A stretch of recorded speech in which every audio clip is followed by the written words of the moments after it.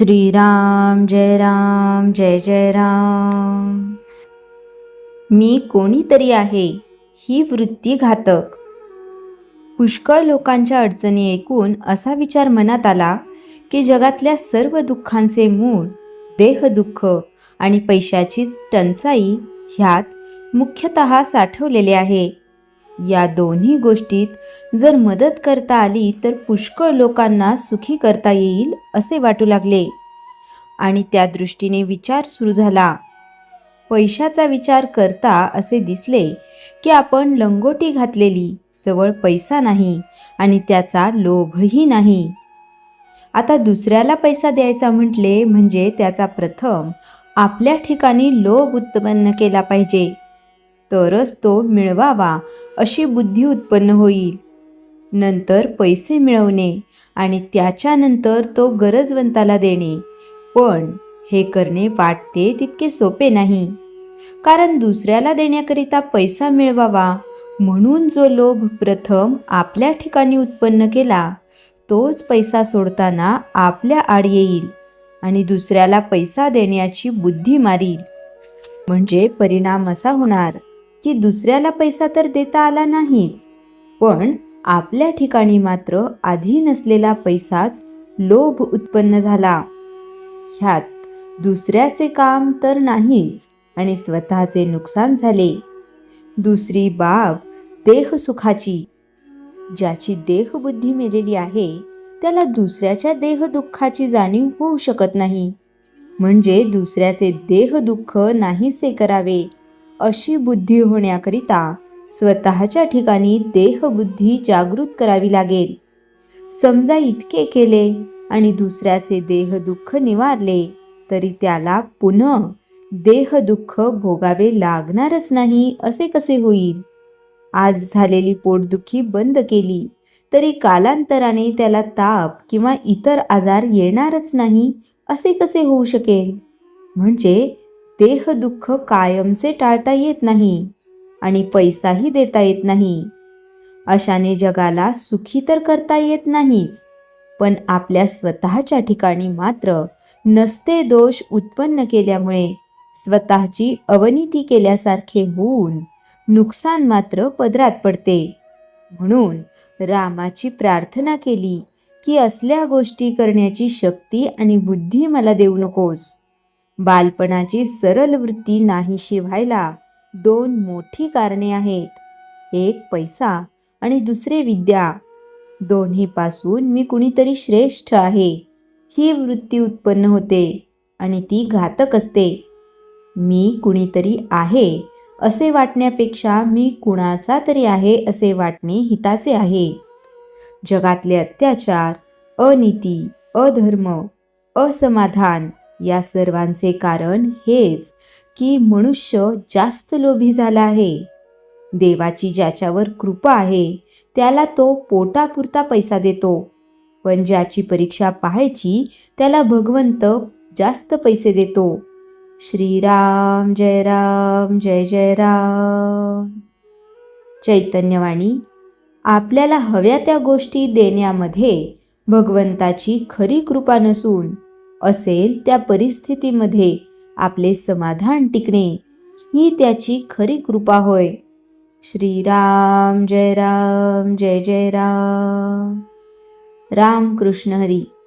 जोडोनिया धन उत्तम व्यवहारे. विषय पैसा कमवावा पण धर्माने आणि प्रामाणिकपणे.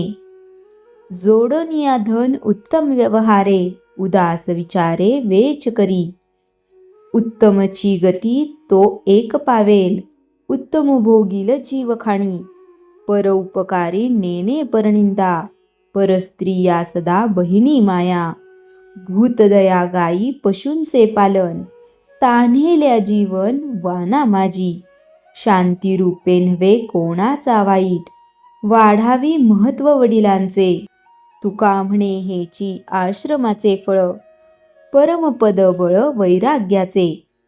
अनेक लोकांना असे वाटते की संत म्हणजे संसार सोडून देण्याचा उपदेश करणारे, पण तुकाराम महाराजांचे तत्वज्ञान वेगळे आहे. ते संसार नाकारत नाहीत, ते पैसा कमवायला विरोध करत नाहीत.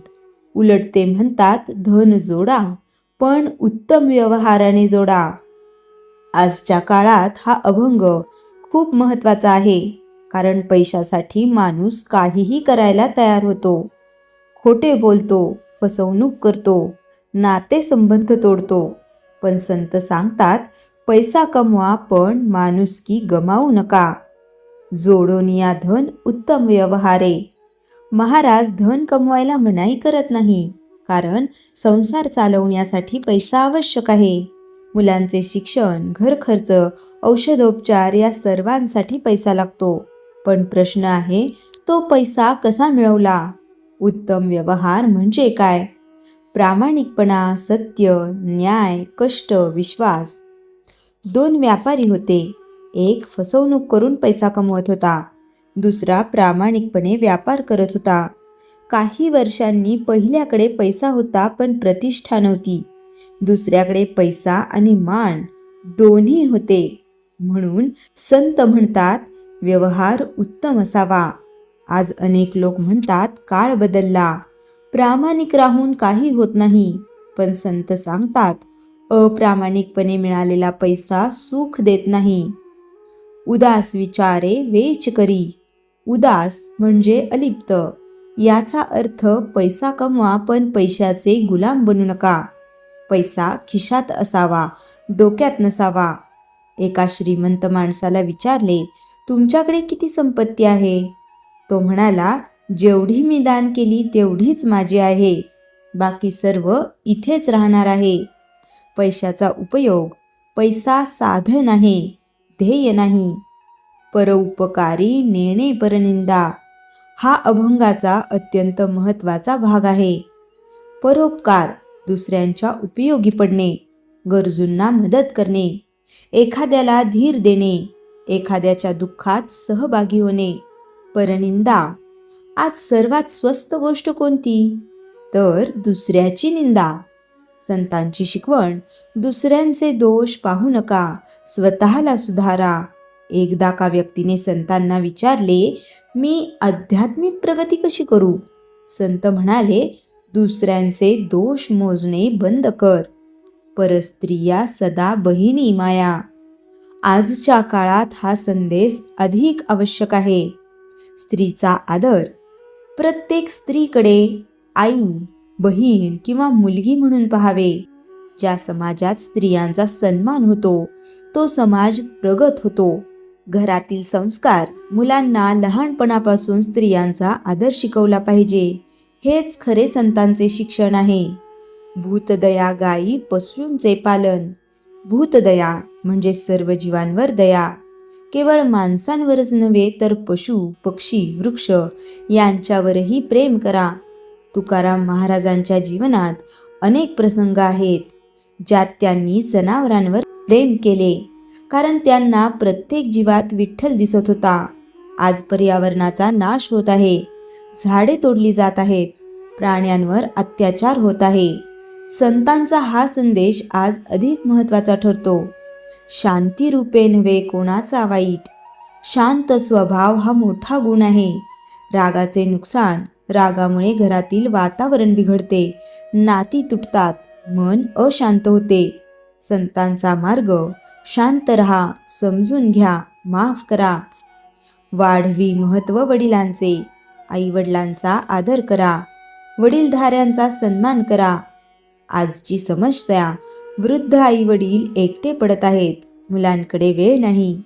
ज्यांनी आपल्याला वाढवले त्यांचा सन्मान करणे हेच धर्म आहे. हेची आश्रमाचे फळ. महाराज सांगतात, खरी साधना कोणती? फक्त माळ फिरवणे नाही, फक्त मंदिरात जाणे नाही. खरी साधना प्रामाणिक व्यवहार, दया, सेवा, स्त्रीचा आदर, वडीलधाऱ्यांचा सन्मान, परोपकार. प्रापंचिकांसाठी 7 अमूल्य धडे. प्रामाणिकपणे पैसा कमवा. पैशाचा अहंकार बाळगू नका. दुसऱ्यांची निंदा करू नका. गरजूंना मदत करा. स्त्रियांचा आदर करा. पशुपक्ष्यांवर प्रेम करा. आईवडिलांची सेवा करा. तुकाराम महाराजांचा हा अभंग म्हणजे प्रापंचिकांसाठी आचारसंहिता आहे. या अभंगानुसार जगलो तर घरात सुख येईल, समाजात मान मिळेल, मनाला शांती मिळेल आणि भगवंताची कृपाही प्राप्त होईल. आज एक संकल्प करूया, कमवू पण धर्माने कमवू, यश मिळवू पण नम्र राहू, संसार करू पण विठ्ठल विसरणार नाही. राम कृष्ण हरी. श्रीराम जय राम जय जय राम. जयाच्या जनी जन्मनामार्थ झाला, जयाने सदा वासनामात केला. जयाच्या मुखी सर्वदा नाम कीर्ती, नमस्कार तया ब्रह्मचैतन्य मूर्ती. श्रीराम जय राम जय जय राम. जानकी जीवन स्मरण जय जय राम.